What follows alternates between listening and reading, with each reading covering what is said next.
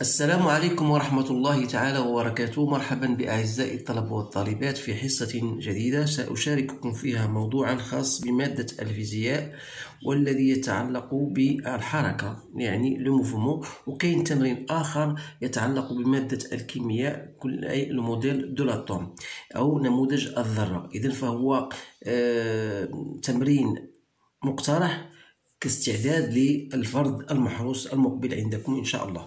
إذن على كل سنقرأ الموضوع هو أمامكم، يمكنكم قراءته بتأني. حتى بالنسبة للطلبة ديال العادي يمكنهم كذلك يستوعبوا هذه الأمور هذه، لأن غادي نتكلم باللغة العربية. غنحاول ما أمكن في حالة باش غنزو هذا التمرين باش يكون سهل على الجميع.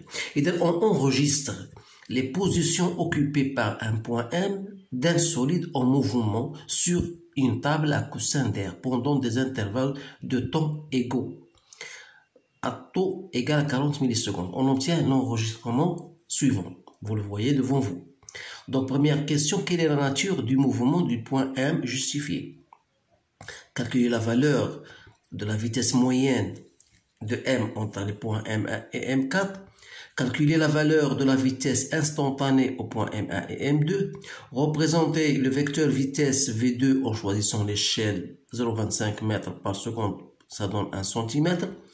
Deuxième question, en considérant le point M1 comme origine des abscisses et l'instant de l'enregistrement du point M3 comme origine des temps. Complétez le tableau, puis écrire l'équation horaire du mouvement. Voilà, ce sont des questions typiques que vous devez savoir et répondre. Alors, pour la première question, donc, la nature du mouvement. D'après l'enregistrement, vous voyez que les distances parcourues pendant des intervalles de temps égaux sont égales. Autrement dit, je peux dire que المسافات المقطوعة خلال نفس المدد الزمنية فهي متقايسة. هذا من جهة، ومن جهة أخرى بما أن الاتجاه أو بما أن المسار فهو مسار أفقي، هذا من خلال النص أو أن عندنا ان طابل أكوسان دير. إذن عندنا شرطان، هذا يبين أو يمهد لنا أن نقول بأن الحركة فهي حركة مستقيمية منتظمة. إذن بالنسبة للغة الفرنسية سنكتب بأن لا تراجيكتوار إي ناخذ ستيلو أسود. دونك لا تراجيكتوار إي ريكتيلي d'une part, et d'autre part, vous avez les distances, si vous voulez, les distances parcourues pendant des intervalles de temps égal à taux sont identiques ou bien sont égales. Alors, cela dit que le mouvement est rectiligne uniforme. Donc, voilà la réponse à cette question. Calculer la vitesse moyenne entre les points M1 et M4. Donc, la vitesse moyenne, c'est tout simplement M1, M4 sur le temps. Or, la distance ou bien le temps entre M0 et M4, vous remarquez bien, voilà, entre M1 et M4. Donc, on a un taux de 3. Donc, ça fait 3 taux. Donc, il suffit de calculer M1, la distance M1 et M4. Vous remarquez qu'entre M1 et M4, il y a premier carré, 2 carrés, 3, 4, 5, 6, 7, 8, 9, 10, 11, 12 carrés, petit carré, ça veut dire 6 cm. Donc là, il faut bien convertir en mètres sur 3 fois taux. Taux, c'est 40 millisecondes. Il faut la convertir en secondes, donc ça vous donne 0,5 mètres par seconde. Calcule la vitesse instantanée au point M1 n'est autre que M0, M2 sur 2 taux. Donc M0 et M2, voilà 1, 2, 3, 4. Donc ça fait 4, 10, moins 2 que je divise par 2 fois 40, 10 moins 3, ça me donne 1,5, donc ça me donne 0,5 mètres par seconde. Il en est de même pour V2, c'est M1, M3 sur 2 tours, donc ça vous donne le même résultat, 0,5 mètres par seconde. Alors là, pour représenter V2, donc si je donne à 0,25, je donne 1 cm, alors pour 0,5, ça vous donne 2 cm. Donc vous allez prendre votre règle, bien sûr, et vous allez représenter le vecteur vitesse V2 au point M2. يعني عند الموضع 2 يعني تاخذوا هنا 2 cm. بما أن من هنا ça veut dire 1 cm, ici 1 cm, donc vous allez prendre toute cette distance là. Voilà le vecteur vitesse M, vitesse en 2, voilà. Donc le point d'application ديالو هي M2, voilà الاتجاه ديال le sens de mouvement. Et donc voilà, on considère maintenant le point M1 comme origine des abscisses. Une fois je vois l'origine des abscisses, ça veut dire que en point M1, x égale à 0. La première des choses. Et M3 comme origine des dates, voilà, t ici égale à 0. Alors, quel sera pour remplir le tableau? Il suffit tout simplement pour passer de M1 à M2. Donc, pour passer à M1 à M2, on fait 2 cm. On a un pas de 2 cm. Donc, 2 cm. Donc, en M3 sera 4. Donc, il sera 6. Il sera ici 8. Alors, il sera moins 2. Alors, pour le t, on a 40 secondes, c'est-à-dire 0,04 secondes. Aussi, il aura 0,08. Alors, ici, on aura moins 0,04, moins 0,08, moins 0,12. Parfois, il y a des professeurs qui laissent celle-ci vide en sachant bien sûr que le temps est toujours positif. Alors, ما يهمناش لأنه تقدر تخليها فراغ أو في حالة ما normalement c'est-à-dire à t égale à moins, donc normalement le temps est toujours positif. Maintenant on va écrire l'équation horaire du mouvement, يعني باش نكتبوا المعادلة الزمنية ديال النقطة M. إذا هنا x en général x de t c'est v de t plus x0. Alors x0 on a pris l'origine des abscisses c'était M1 et l'origine de temps c'est M3.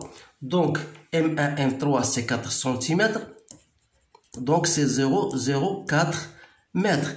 وبالتالي x de t غتكون v de t هي 0,5 fois t plus 0,04. Donc voilà votre équation du mouvement. إذا هذا هو التمرين الأول ديال الفيزياء عليه 10 النقاط. يعني خاصك تعرف كيفاش تخدم هذه المسائل بالنسبة للإيكواسيون أورال. الآن غندوزو للتمرين ديال الكيمياء اللي هو تعطى جدول مثلا. خاصك تكون فاهم الامور مزيان لانها اغلب الطلبه تلقاو فيها اشكال. اذا هذا الدرس نظن بانه درتوه في السنه الثالثه اعدادي، ولكن بالنسبه لهذه السنه خاصكم تكونوا عارفين بعض الامور الجديده. اذا بالنسبه لفوز افي ان طابلو qui comporte un certain nombre d'atomes et vous avez le nombre de protons, le nombre de neutrons, etc. Donc on vous demande de remplir ce tableau là.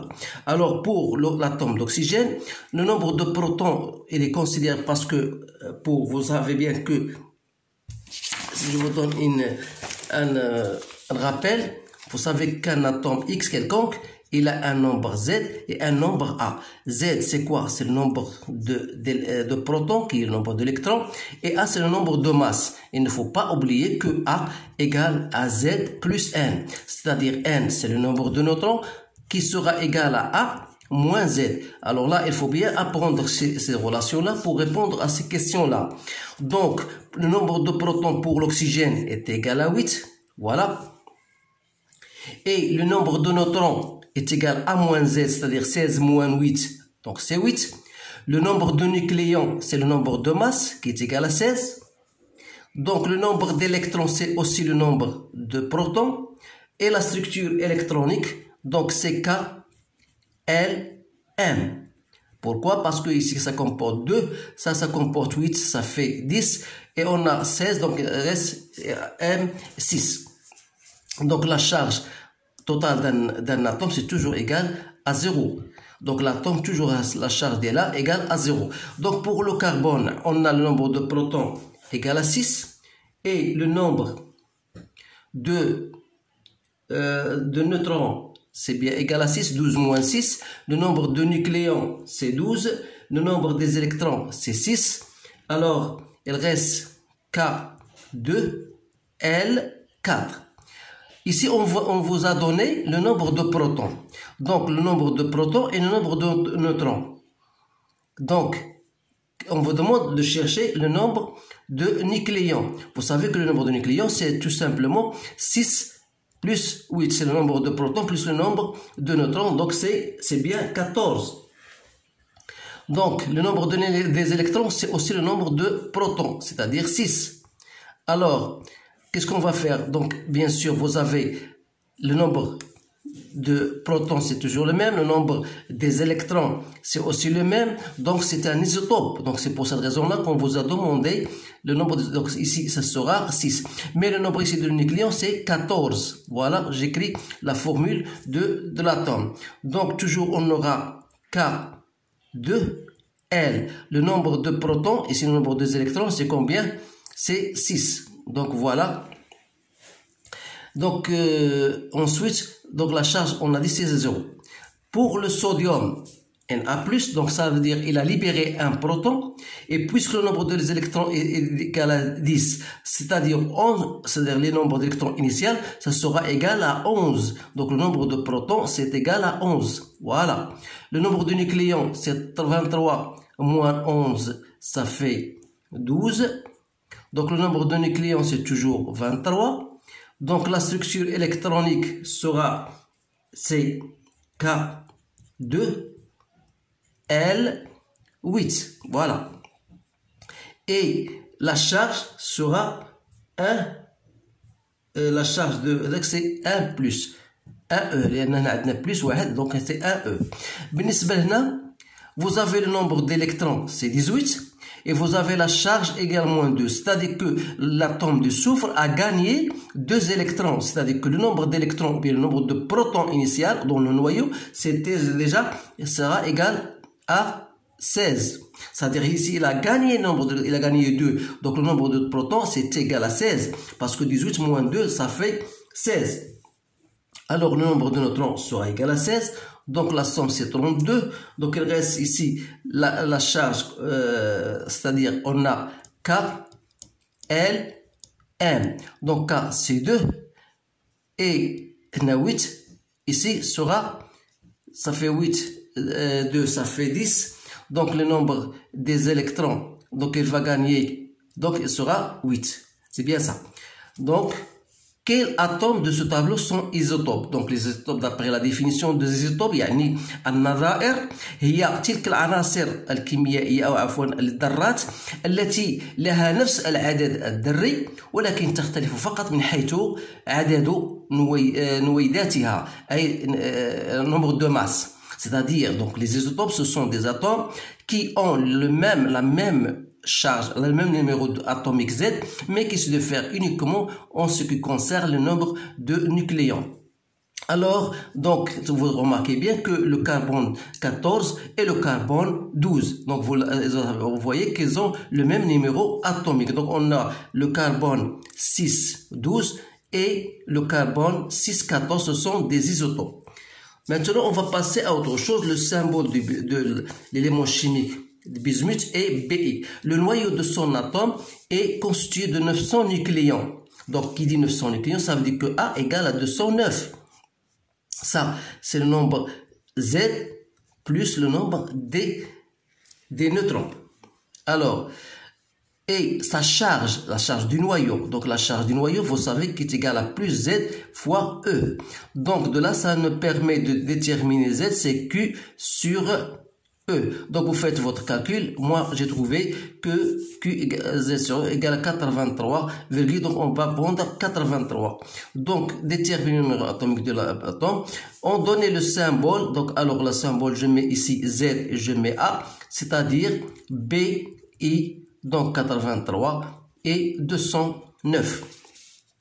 Calculer sa masse approchée, يعني الكتلة المقربة لهذه الذرة. إذا نعرفوا بأن الكتلة ديال لاتوم en général هي كتلة ديال الإلكترونات.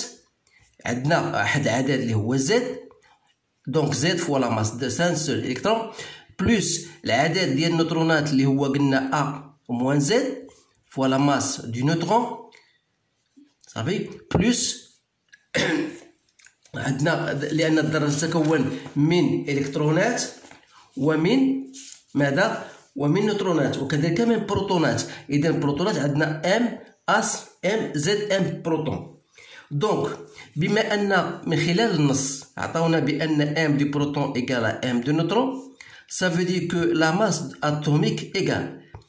Et on va négliger bien sûr la masse d'électrons لأن مقربة. إذا غتبقى عندنا A moins ZMN plus ZMN هذه غتمشي غتبقى A la masse du proton.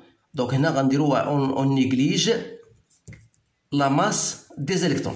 وبالتالي la masse atomique n'est autre que A, c'est-à-dire 209 que je multiplie par la masse des protons, c'est 1,67 10 moins 27, ça me donne 3,49 10 moins 25 kg.